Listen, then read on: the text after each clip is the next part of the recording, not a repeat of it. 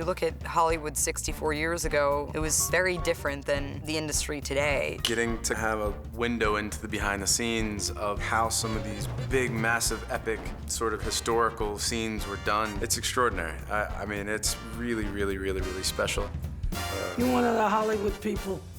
Maybe.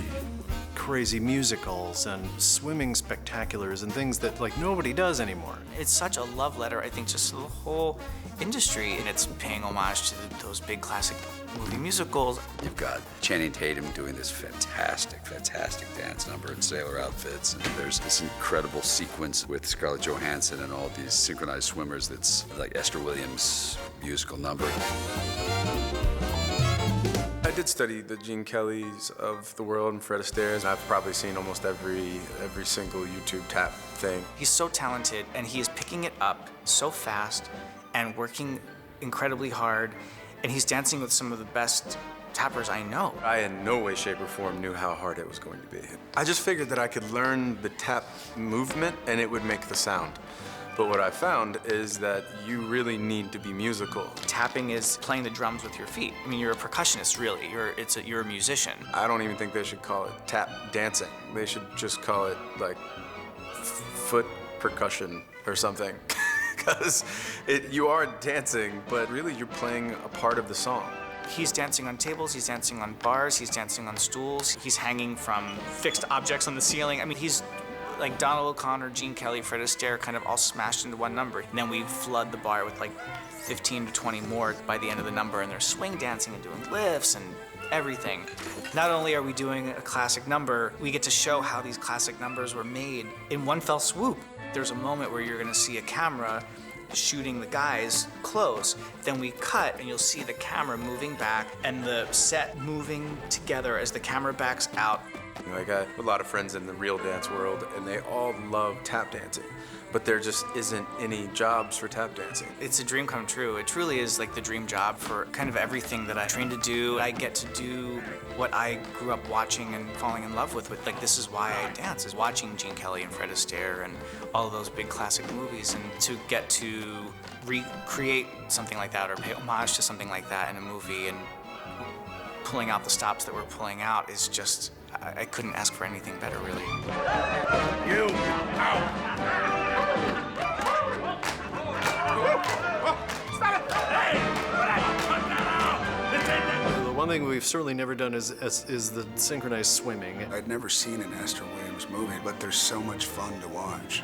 Synchronized swimming has come a long way since Esther Williams' time. This was a really interesting project for us because they wanted a synchronized swimming show that took place entirely on the surface of the water, a lot like the old movies. 32 performers swimming in a way that was very lyrical, patterns changing, almost creating an optical illusion with 32 beautiful synchronized swimmers. The Aqualilies are framing Scarlett Johansson, who comes into the center of the circle where we're doing the water ballet on a tulip, and then dives into the center of the Aqualilies. I had to swim with my fin on, which I learned to do in a really grimy pool in Midtown Manhattan, and was trained by Head Aqualily, which is our synchronized swimming group. It was a really exciting thing for me as a choreographer to design. I spent a considerable amount of time looking back at those very first aquatic spectacles. They have that reverse shot where they're shooting it backwards, so Scarlett's actually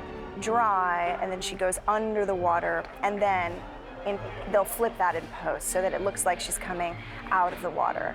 That's definitely something that Esther Williams did first. It's fun.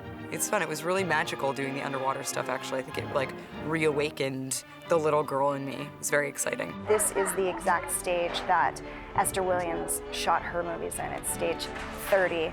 They researched very thoroughly how this exact stage was used when Esther Williams did her movies here. So they knew the best height to take the camera away from the surface of the water, and all of those things played into, for us as the designers of the water ballet, being able to swim, not in the exact same water necessarily, but in the same pool where she swam and where those movies were made, for us is a very special experience. I think the swimmers had fun, you know, all those girls have been competing in synchronized swimming for years and years, and they've grown up watching those movies, and so to be able to participate in a big sort of spectacular number like that, I'm sure was a big kick for them.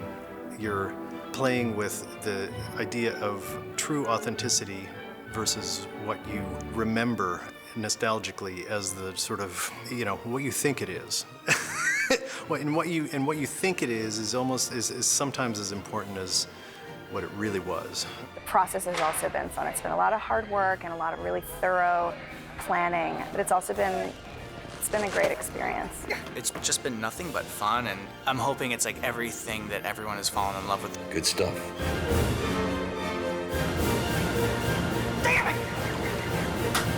Go out there and be a star.